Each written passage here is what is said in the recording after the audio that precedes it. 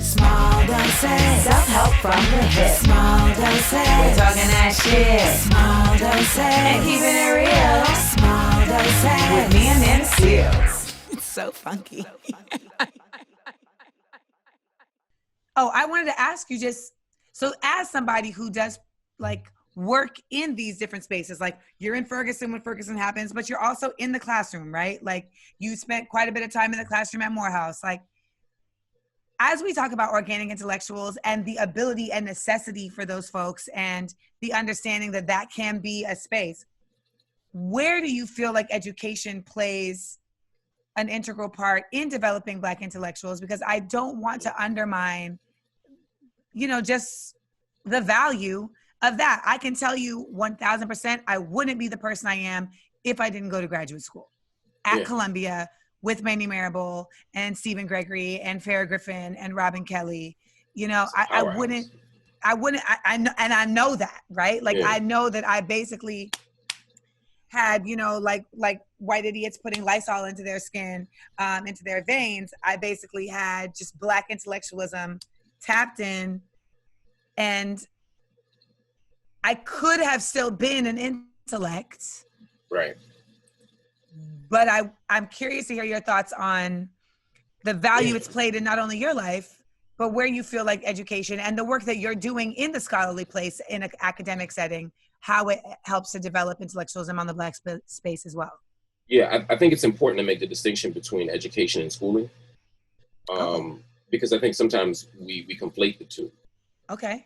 I think that because I think nobody disagrees that you need education, even if you a dope boy, right, and you don't ever want to go to school, you still got to learn shit, right? There's a the way school of hard knocks, right? Exactly, exactly, and I feel like schooling is the thing that does the damage sometimes. Schooling is the thing that does harm, but schooling is also the thing that gives you a concrete credential that is legible to the broader world. And so on the one hand, we need education. Education happens in lots of places. Like, you know, I'm not a trained journalist, for example. I never went to journalism school, but but I'm in South Africa with Ed Gordon, learning how to cover a story, learning how to write a show. You know, I'm training with these people, right? The great John Henry Clark, maybe one of the greatest scholars the 20th century has produced, certainly one of the great Africana scholars that the world has ever produced. He got a PhD as a senior citizen, right? His training came at the feet of Arthur Schomburg, you know, who himself never got a formal education. So would you call this schooling? That's education. Okay. Because they got the training, they got the discipline, they got the work of knowledge, but they didn't do it in a formal setting. Okay. Schooling is about the institution. Schooling is about the structure. We get schooling from K to 12 or K to 16 or K to 20 or whatever, however long you're in school. We get schooling there. Now, sometimes they overlap. You had a moment at Columbia where it overlapped, right? Where the education you needed and wanted combined with schooling, and they gave you a degree for the very thing you wanted anyway. But most of us spend our time K to 12 getting schooling because they tell you that's how you get a job, because the law makes your mama send you, et cetera, et cetera, et cetera. And we hope for those brief moments of intersection between what school is doing and the education we want. But most of us who get consciousness, we get the schooling and then we get the education elsewhere. It's almost like a dual degree. So we go to school K to 12, but we go to the Black bookstore, we listen to our elders, we get it where we can get it. We get it where we can get it. And so part of our job is to make the education that's offered outside of school more available to folks so that school doesn't keep teaching them all the wrong shit. Now, the problem is now in the era of social media, even more so, there's lots of education all over the place. But even just because you don't do it let me back up. Just because education doesn't happen in a formal setting doesn't mean that it's not discipline. You know? Okay. It is. I mean, even if you're a 5%er, I don't mean that with any disrespect to the 5%ers. I'm saying even to me. That might seem for some folks like it's a very unorthodox space, so it doesn't have value, but it's like, no. Right. As a 5%er, they don't just give you 120 lessons, right? You get your 1 to 10. And then once you master, you know, who is the What's today's man, science? Exactly. So today's mathematics is knowledge, right? So today's the first. It's knowledge, right? So that's what I said, it's knowledge, right? You better just drop the mathematics just like that. That's what we do. But that's literally how you get it, right? And so once I can say the original man is the Asiatic black man, the maker, the owner, creator, planet Earth, the follower, civilization, the God of the universe, right? And I can go 1 to 10, then I'll get the next set of lessons, right? I'm pacing you and I'm training you, right? I got to understand where something comes from before I can get to the end result. And so out of school education can be just as disciplined. The most educated people in our community got education even if they couldn't get schooling, like my Uncle Bobby. But what happens is now, because everything is everywhere, even the 5%, I can Google a 5% lesson, right? Mm-hmm. I can go on YouTube and watch somebody give a lecture on Africology or Egyptology, even if they don't understand the most basic dimensions of the study itself. And so we get undisciplined thinkers. Everybody now has a microphone. Everybody's a teacher. Everybody's grabbing knowledge everywhere. And there's no systematic path of inquiry. But what is the value of the disciplined thinker? Because I think that to me is really where because I'm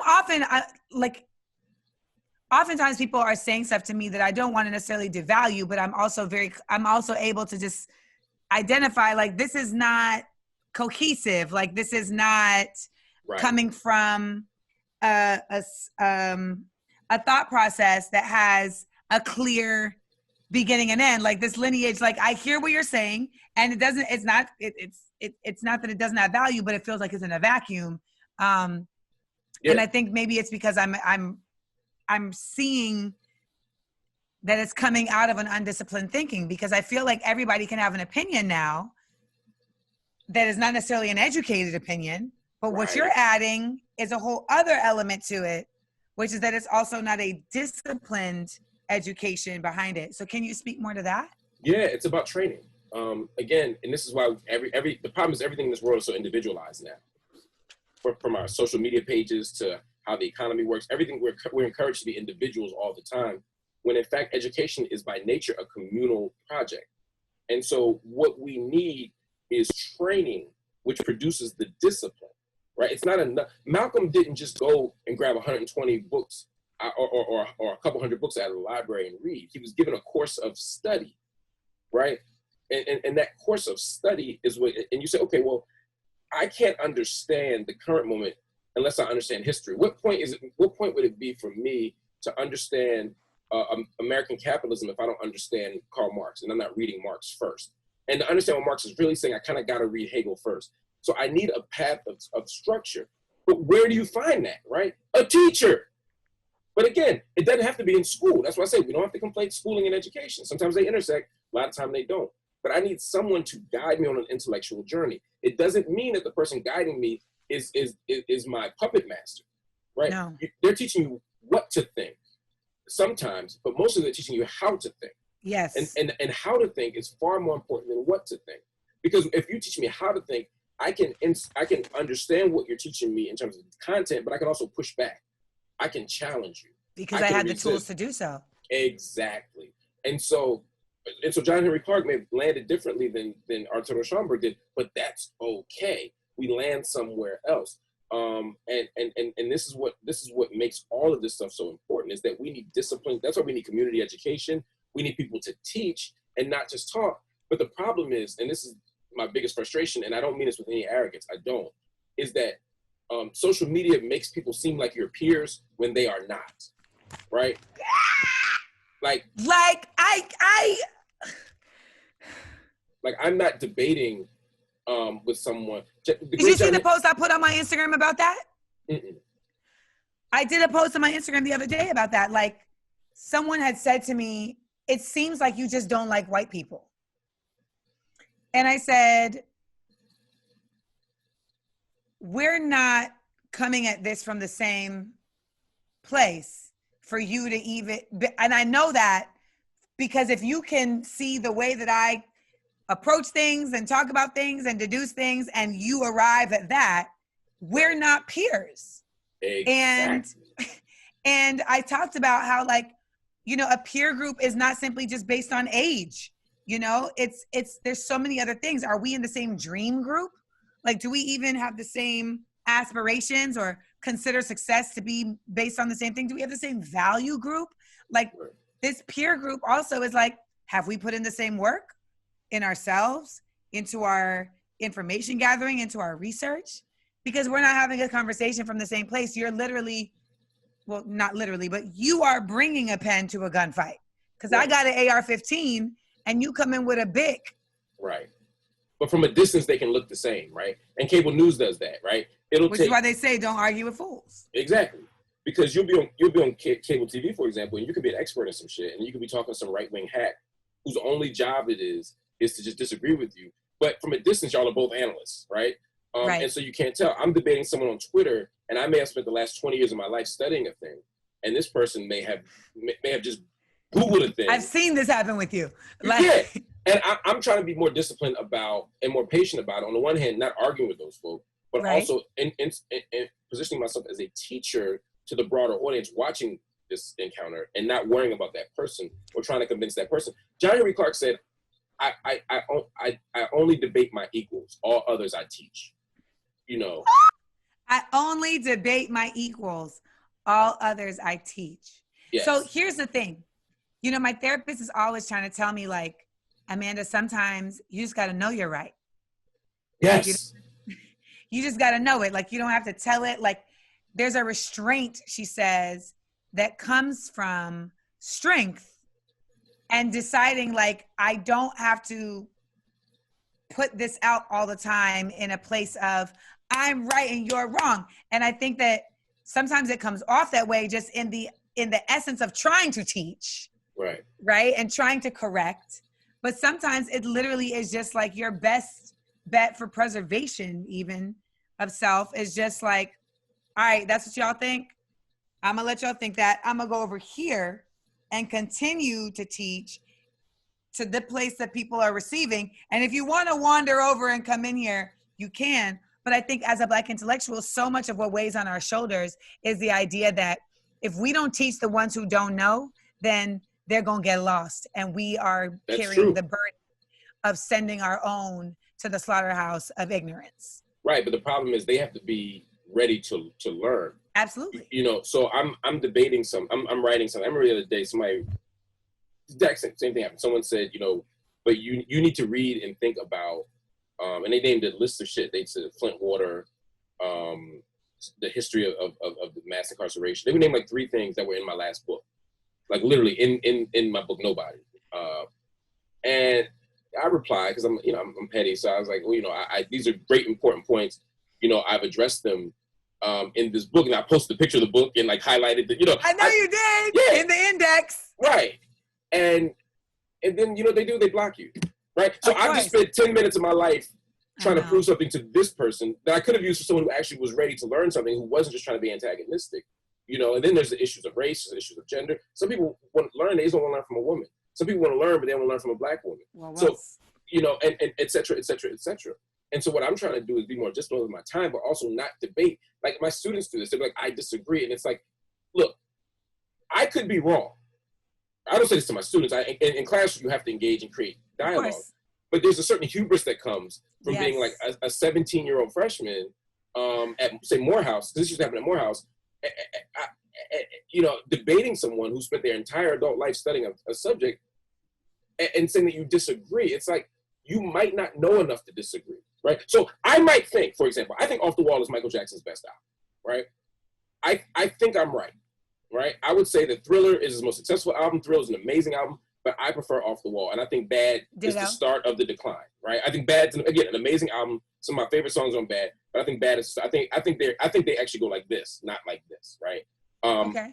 But it's a debatable argument, right? Some people say Thriller's better. No one says Bad is the best album, but no one. But if Quincy Jones were to come in here right now and be like, yo, you know what the fuck you're talking about. Actually, let me tell you, Bad is the better album.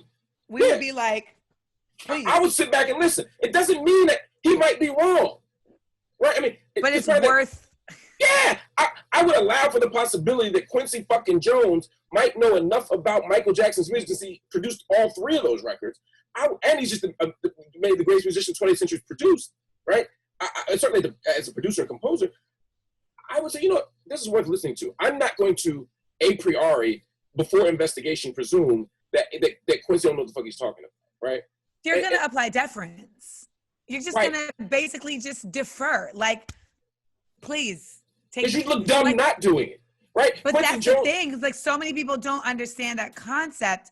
And that's what I think, to me, the most effective Black intellectuals are the ones who are able to say, oh, I don't know about that. Please put me on. Exactly. And I pride myself on that. However, it looks to people who think they already know everything, who haven't done the research, it looks like I never do that because I don't do that with them. Right. But you also make a decision not to talk about things that you don't know about, right? Oh. So, which is what I do, right? I'm like, I don't know enough about COVID. Someone asked me to do an interview on COVID 2 weeks ago. I said, I can speak to X, Y, and Z, but the ABCs of this, in terms of like as a disease and how it's spread, call an expert, call a doctor. I don't know enough about this to talk about it.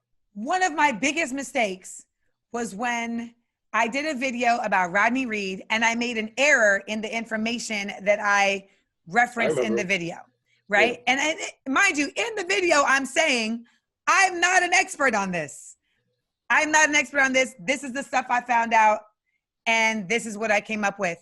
And yet, but even just because of the way I speak, it sounds like she's an expert, even if she's not an expert. I was lambasted because folks are like, you're lying.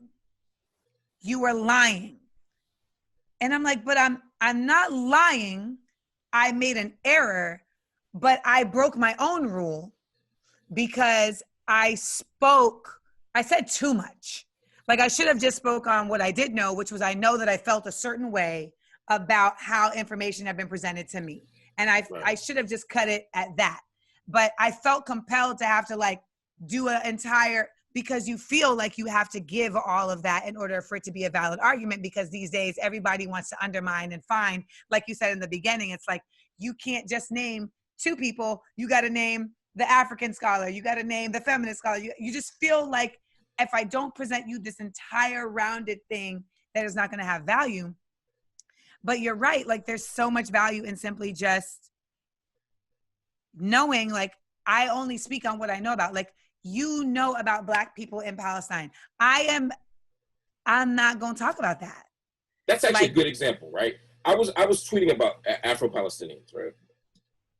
And someone was literally debating me that there was no such thing. I watched this. I saw this. They then Googled one article, right? Which of course I've read, because I've read literally every article ever written on this subject, and used that as proof that I was wrong. And it was like, bro, I'm here. I'm sitting next to. Right. Like, I literally was. I was literally sitting in the African Quarter in East Jerusalem, writing this tweet. It was. So it's like at this point. It was like you were in Community, because that's hella meta. Right. That's what it felt, and it was so bizarre. But that felt like a microcosm of Twitter, right? But because everybody's position is equals, and let me be clear, I'm not saying this from some haughty or elitist place. I think the flip of that is Black. You just know your shit. On the shit that I know. But we also have to presume that because we're academics, or because we have PhDs or master's degrees, or because we spent 50 years studying a thing, it doesn't mean that people on the ground don't know shit. And it doesn't mean that our grandmoms and deaconesses at the church, everybody has knowledge that they have, but everybody also has to defer to knowledge they don't have. And I think that what happens on Twitter is it allows for this kind of performance of self and of expertise and at this grandiose level that you never have to defer. You never have to concede a point. And if you leave, you can just log off. If you lose, you can just log off. If you're wrong, you can just disappear and never concede the point. And it's not about conceding to be able to say, oh, I won. It's about being able to have an interesting and rigorous conversation that moves forward. So that conversation in many ways sparked me, just as an example, to spend the last 5 years studying Afro-Palestinians, working on a film, writing a book, doing these things, because I was like, yo, people really think these folk don't exist. But really? Yeah. But then what's crazy is, but imagine if I did all that work just to convince that person.